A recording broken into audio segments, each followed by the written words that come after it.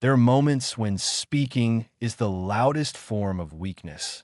You feel the pull, an urge to correct, defend, clarify, impress. But what if that impulse is exactly what you should resist? What if silence at the right moment is more powerful than all the eloquence in the world? This idea isn't new.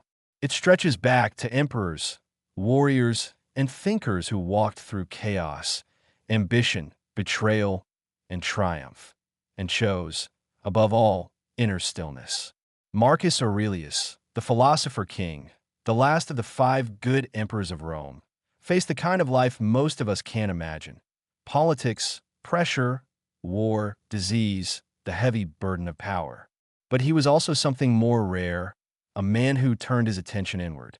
In his private writings, not meant for anyone else, he built a philosophy of self-restraint, of dignity, of brutal honesty, and of quiet endurance. He believed that the way we respond to the world defines who we are far more than anything we say or do. In the heart of his reflections lies a subtle thread, an unwritten rule woven into the Stoic mind.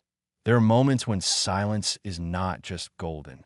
It's necessary, not for show, not for mystery, but because silence is strength, silence is clarity, silence is sovereignty over the self. You don't need to carry a sword to live like a warrior. You don't need a throne to think like an emperor. But you do need discipline. You need presence.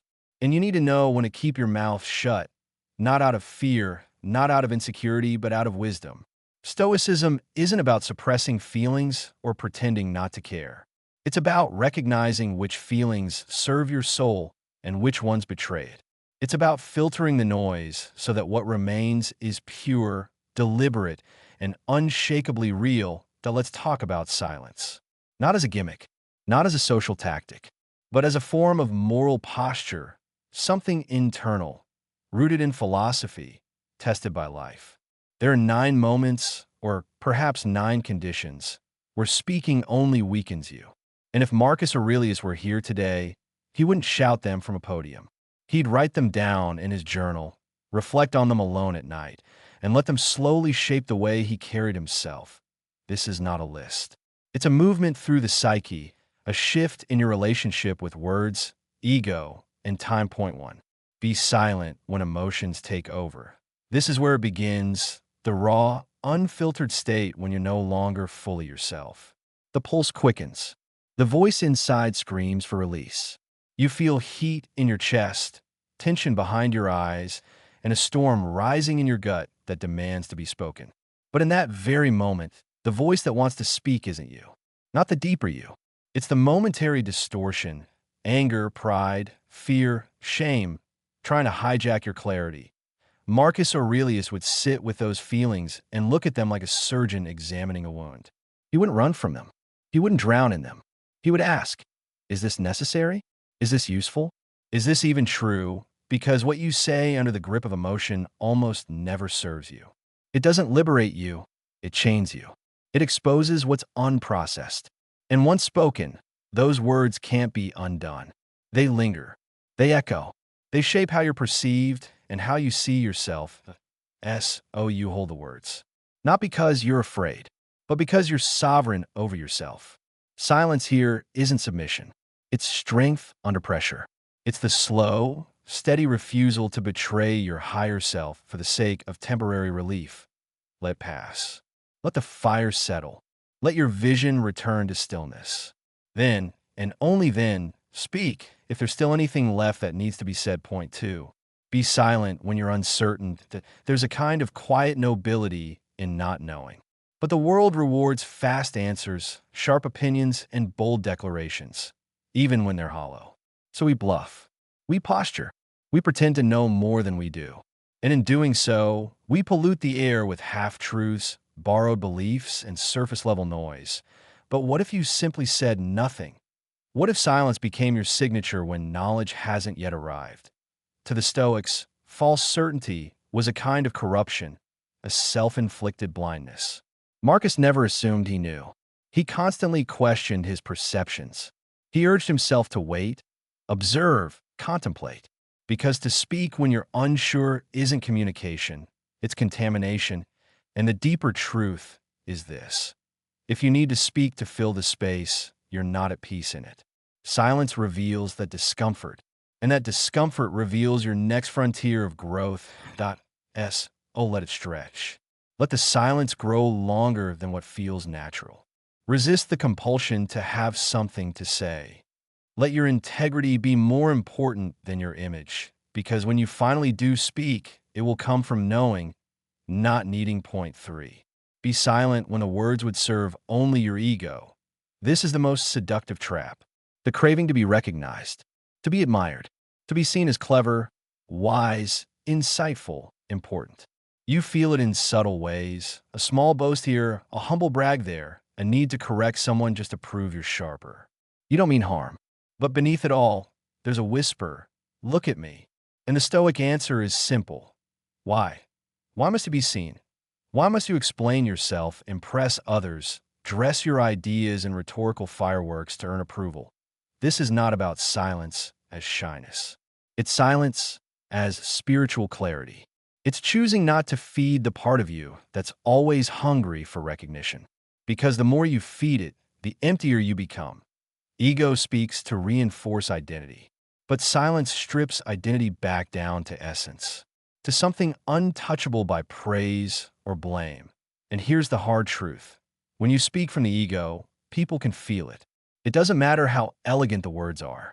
They carry a scent of desperation. But when you speak from stillness, rarely, humbly, cleanly, people lean in. Because you're not seeking to impress them. You're simply expressing something real. Point 4. Be silent when ignorance is unmovable. Not every conversation is worth having. Not every person is ready to hear. And not every moment is meant for teaching. There's a kind of mental rigidity you encounter. Closed minds dressed in loud certainty. People who talk, not to learn but to win.